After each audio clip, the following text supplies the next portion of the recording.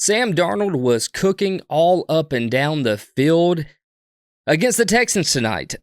Look, this was one of those games where I had circled that it was going to be the Texans' way most of the time. And oh boy, was I incorrect. You could feel the absence of Joe Mixon. You could feel Brian Flores throwing up disguises left and right. You could feel CJ Stroud looking like, huh? What do I do? This really exposed the Texans, in my opinion, and kind of made them sit back and realize, maybe we don't have this figured out as much as we thought, because Nico Collins was non-existent in this game, as well as the rest of the offense for the Texans. How concerned are you about the Texans after this loss? I think concern for the Texans, probably around a 5. I mean, solid concern, not freaking out, but this is just proof that the Texans have a lot they need to address. People were ready to crown them. Even me and you believed in them a little bit more. After we recorded our episode, I ended up betting with a friend. Me and him picked games, and I picked Minnesota because the more I thought about it, the more I, later in the week, because we record our picks on Wednesday, by the time we got to Friday, I was like, it just kept hanging around in my head that I was like, I think these Flores defensive schemes are going to give CJ Stroud trouble. Now, I didn't think they were going to be blown out. I mean, it was not competitive. No. They couldn't do anything. CJ Stroud looked like a rookie, and we saw him do it to Brock Purdy and the 49ers last week. The Vikings are for real. They are dangerous. Everyone better watch out. And I think the Texans' main issue is the offensive line. They are just struggling. We thought they'd be better than they are. They were up and down last year, but they're struggling this year, man. They are really struggling. And if you're able to hit them with some exotic blitzes, if you're able to get pressure and maintain coverage, you see it fall apart. I know you look at the score and you say 34-7. I feel like the Texans defense did a decent job. They held up. They held Minnesota to 14 in the first half. We talk about this all the time. When your defense is holding, and we look up in the third quarter and you haven't scored any points, at a certain point, they just wear down, man. The Texans have to address some things. They're still an AFC contender. I think they'll, right the ship, but they definitely have to go back to work. Sam Darnold was 17 for 28, 181 yards, and 4 tutties to 4 different receivers, might I add.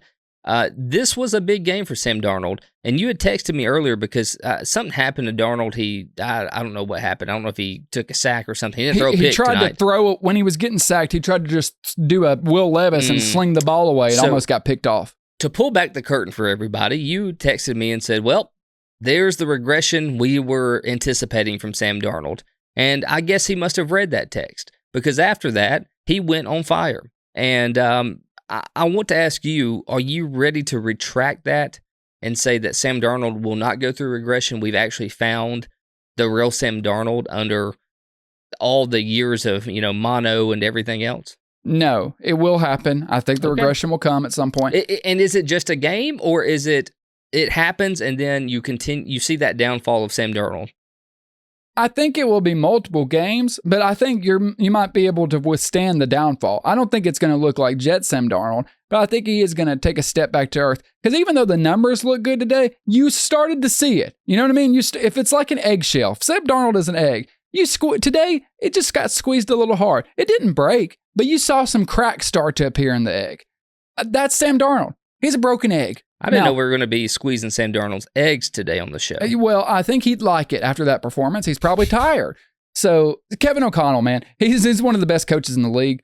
We see what good coaches are able to get out of quarterbacks. I think he's going to be a problem, but it's not like you're terrified of Sam Darnold. His numbers look better than he looked on tape. Now, obviously, I didn't watch this game super closely because it got out of hand, so I want to go back and watch the film. But I'm impressed with Sam Darnold. I'm impressed with Minnesota. I've always liked Kevin O'Connell.